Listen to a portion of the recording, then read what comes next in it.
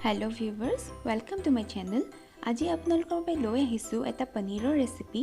এই ৰেচিপিটো মই স্পেশাল অকেজনবোৰত বনাওঁ আৰু সদায় সবেই এপ্ৰিচিয়েট কৰে। গতিকে চাওঁচোন আহক মই শাহী পনীৰ কিদৰে বনাওঁ। শাহী পনীৰ বনাবৰ বাবে মই লৈছোঁ 250 গ্ৰামছ পনীৰ। মই এনেকৈ কিউবকৈ কাটি লৈছোঁ পনীৰখিনি। দুখিলা তেজপাত লৈছোঁ। এটা ডাঙৰ সাইজৰ পিয়াজ লৈছোঁ। ইলাইচি লৈছোঁ, দালচিনি লৈছোঁ, শাহী জিৰা লৈছোঁ আৰু কেইটামান চফ লৈছোঁ। গ্ৰেভি বনাবৰ বাবে গাখীৰ লৈছোঁ। মই ঘৰতে বনোৱা কনডেন্স মিল্কখিনি ইউজ কৰিম আজি। আপোনালোকে কনডেন্স মিল্ক নাথাকিলে চেনিও ল'ব পাৰে। আৰু অকণমান ক্ৰীম লাগিব। ক্ৰীমটো অপচনেল হয়, কিন্তু দিলে বেছি ভাল লাগে খাই। মই কাজু কেইটামান লৈছোঁ, এইখিনি গ্ৰেভিত দিম। কাজু দিলে গ্ৰেভিটো ঠিক হয় আৰু ক্ৰীমি হয়। এতিয়া মই পিঁয়াজটো উতলা গৰম পানীত তিয়াই থ'ম 5 মিনিটমান। পিঁয়াজটো এনেদৰে তিয়াই থ'লে আমাৰ গ্ৰেভিখিনি ৰঙা হৈ নাযায়। যিহেতু পিঁয়াজটো ভাজিলে ৰঙা হৈ যায়, আমাৰ গ্ৰেভিখিনি ধুনীয়া বগা হৈ থাকিব। এনেদৰে তিয়াই থ'ব লাগিব। এইটো বহুত ইম্পৰ্টেণ্ট ষ্টেপ হয়। এনেদৰে ঢাকি 5 মিনিটমান ৰাখি দিম। এতিয়া পনীৰখিনি বইল কৰি লওঁ। পনীৰখিনি মই ফ্ৰাই নকৰোঁ, যিহেতু গ্ৰেভিটো হোৱাইট হ'ব, পনীৰখিনি হোৱাইট হ'লেহে ভাল লাগে। সেইবাবে মই পনীৰখিনি অকণমান দেৰি বইল কৰি ল'ম। এয়া আমাৰ পনীৰ বইল হৈ গ'ল। এই পানীখিনি আমি পেলাই নিদিওঁ, দৰকাৰ হ'লে গ্ৰেভিত ইউজ কৰিম। এতিয়া মই এখন পেন গৰম কৰি লৈছোঁ। ইয়াতে শুকানে ইলাচি, দালচিনি আৰু তেজপাত দি অকণমান ৰ'ষ্ট কৰি ল'ম। এনেদৰে ৰ'ষ্ট কৰিলে ইয়াৰ স্মেলটো বহুত ধুনীয়া হয়।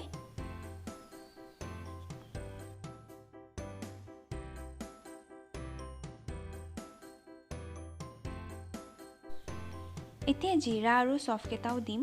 এনেদৰে শুকানে ৰ'ষ্ট কৰি ল'ম। আপোনালোকে এনেদৰে ৰ'ষ্ট কৰি ল'ব, তেতিয়া স্মেলটো বহুত ধুনীয়া হৈ যায়।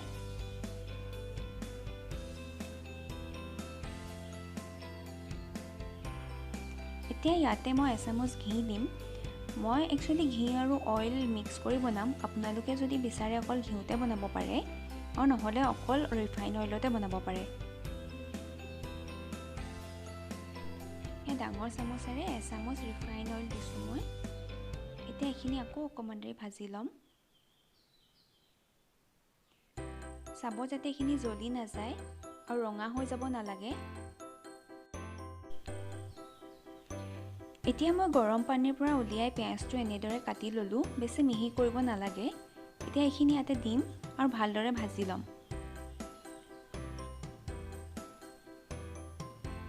পিঁয়াজটো সিজালৈকে ভাজিম, কিন্তু ইয়াক ৰঙা হৈ যাবলৈ নিদিওঁ বেছি। লাগি যাবলৈ নিদিব, নহ'লে আমাৰ গ্ৰেভিৰ ৰংটো ধুনীয়া নাহিব। এনেদৰে অলপ দেৰি ভাজিব, যেতিয়ালৈকে পিঁয়াজখিনি সিজি যায়।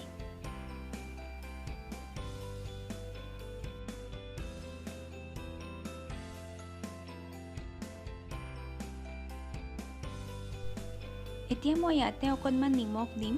মিঠা হ'ব আমাৰ শাহী পনীৰটো, কিন্তু অকণমান নিমখ নিদিলে সোৱাদটো ভাল নালাগে। আপোনালোকে নিজৰ সোৱাদ অনুসৰি নিমখ দিব। মই আধা চামুচমান দিছোঁ। আমাৰ পিঁয়াজখিনি ভজা হৈ গৈছে। এতিয়া আমি ইয়াতে কাজুখিনি দিম। কাজুখিনি দিও এনেদৰে ৰ'ষ্ট কৰি ল'ম আমি। কাজু দি আমি বেছি দেৰি ৰ'ষ্ট কৰি নাথাকোঁ। কাজুখিনি ৰঙা হ'বলৈ নিদিওঁ, নহ'লে আমাৰ গ্ৰেভিৰ কালাৰটো অকণমান ৰেড কালাৰ নিচিনা হ'ব। গতিকে আমি এইখিনি অকল অলপ দেৰি এনেদৰে ৰ'ষ্ট কৰিম। ফ্লেমটো মিডিয়াম লওঁতে থৈছোঁ, হাই নকৰোঁ। এনেদৰে কাজু দি ভাজি থাকিব। মই তেজপাত কেইখিলা আঁতৰাই দিলোঁ। এতিয়া মই ভজা হৈ গ'ল। এইখিনি আমি কাঢ়ি ল'ম আৰু অলপ ঠাণ্ডা কৰি গ্ৰাইণ্ডাৰত পিচি ল'ম।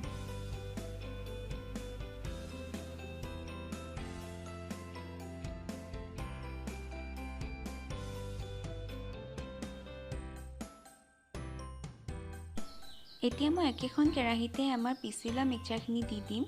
চাওক কিমান বগা হৈছে, ক্ৰীমি হৈছে। এনেকৈ কৰিলে আপোনালোকৰ গ্ৰেভিটো বহুত ধুনীয়া বগা হ'ব। এতিয়া এইখিনি দিম।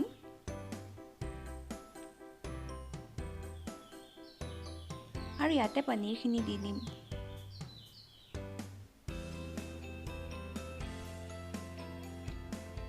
এতিয়া মই পনীৰখিনি দিছোঁ ইয়াতে।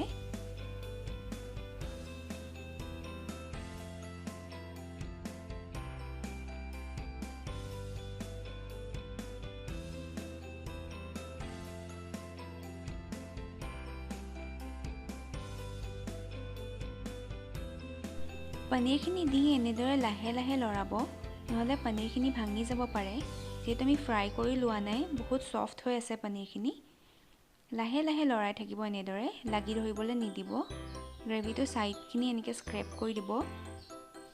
এতিয়া মিঠাৰ কাৰণে মই কনডেন্স মিল্ক দিছোঁ। কনডেন্স মিল্কটো মই ঘৰতে বনোৱা, ইয়াৰ লিংকটো মই আপোনালোকক ওপৰতে দি দিম, আপোনালোকে সেইটোও চাব পাৰে। কনডেন্স মিল্ক নাথাকিলে চিন্তা নকৰিব, ইয়াতে চেনি দিব পাৰে। আপোনালোকৰ জোখমতে চেনি দিব, তেতিয়াও খাবলৈ একেই হয়। মই ইয়াতে 3 চামুচ কনডেন্স মিল্ক দিছোঁ। এইখিনি কনডেন্স মিল্ক ঘৰত বনোৱা বুলি কোনেও নকয়। আপোনালোকে সেইটো ভিডিঅ' চাব যদি এতিয়ালৈকে চোৱা নাই। এতিয়া এইখিনি আকৌ ভালদৰে মিক্স কৰি ল'ম। মই লাহে লাহে মিক্স কৰিছোঁ, দেখিছেনে? এনেদৰে লাহে লাহে মিক্স কৰিব, তেতিয়া পনীৰখিনি ভাঙি নাযায়।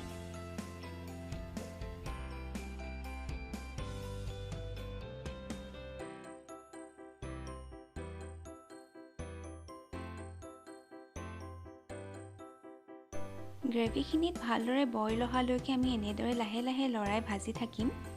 ছাইডত লাগি গ'লে এনেদৰে তাক চপাই আনিব। এই পনীৰটো বহুত চিম্পল হয় বনাবলৈ আৰু খাবলৈ বহুত টেষ্টি হয়। আপোনালোকে নিশ্চয় বনাব আৰু মোক জনাবচোন কেনেকুৱা পায়। মই কোৱাৰ দৰে বনাব, তেতিয়া বহুত ধুনীয়া এটা থিক গ্ৰেভি হ'ব, হোৱাইট কালাৰ হ'ব, একদম ৰেষ্টুৰেণ্টৰ নিচিনাই হ'ব। আপোনালোকে ইয়াতে কেশৰো দিব পাৰে। কেশৰ দিলে কালাৰটো অকণমান য়েল্ল'ইছ হ'ব। এতিয়া ইয়াতে গাখীৰখিনি দিম। ইয়াত মই চাহ খোৱা কাপৰ জোখাৰে 1 কাপমান গাখীৰ দিছোঁ আৰু এইখিনি আকৌ ভালদৰে মিক্স কৰিম।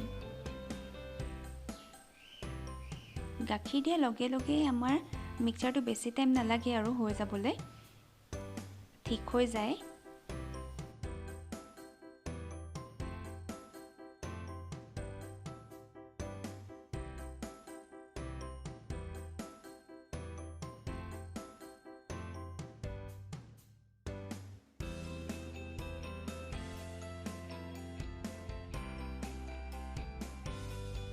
পনীৰখিনি হৈ গৈছে আমাৰ, দেখিছেনে?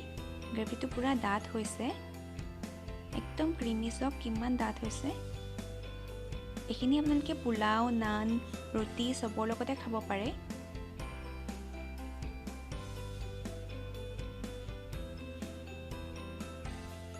এতিয়া মই ইয়াৰ ফ্লেমটো অফ কৰি দিলোঁ আৰু 2 চামুচ ক্ৰীম দিছোঁ। ফ্লেমটো অফ কৰিহে ক্ৰীম দিব, নহ'লে ক্ৰীমখিনি ফাটি যাব পাৰে।